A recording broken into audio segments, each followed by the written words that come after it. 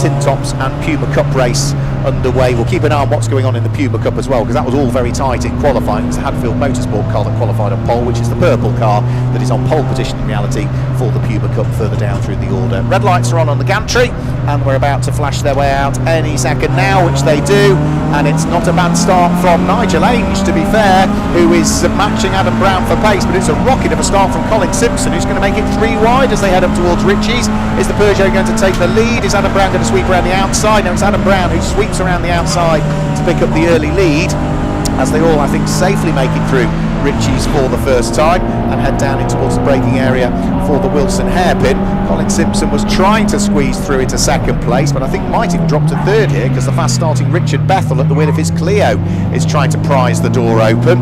In the Puma Cup, we'll try and work out what's happening, because they're all still working their way through the Wilson hairpin. Watch out for car number 888, which is Andrew Windmill, who qualified out of position.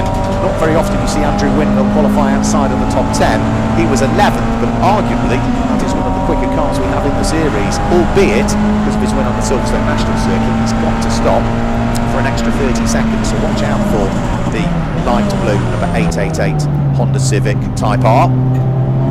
So everybody's stretching their legs down the short straight towards Hamilton. The early lead in the Puma Cup is being disputed at the moment by, I think that's going to be Marcus Williams, that's fighting away with Luke Johnson for the early lead in the Puma Cup, but again we'll confirm that when they head over the start-finish line at the end of the first lap. Yes, it is, and you can see the cars now as they head round through Oggies.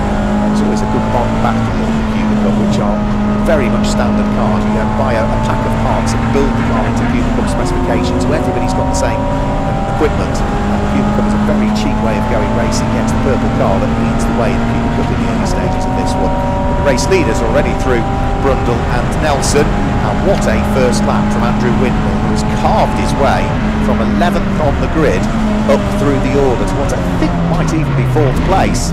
Adam Brown has sprinted away in the lead of the race, as I said he might do. It's going to be Colin Simpson who's there in second place. Puma Cup, as we say, being led by the Hadfield Motorsport car, which is the purple and black car of Marcus Williams. And as the race leaders head over the start-finish line, might Andrew Windmill even be up into third at the end of this lap? Yes, he is. Adam Brown leads the way. Colin Simpson second. It's going to be Andrew Windmill who is up into third from 11th on the grid. Richard Bethel drops down into 4th place at the wheel of the black Renault Clio. Nigel Ainge is there in 5th place, and I think it's going to be the number 10 Renault Clio of Richard Fowle, who's there in 10th place. 10th place I should say, in what will be 6th place at the end of the lap.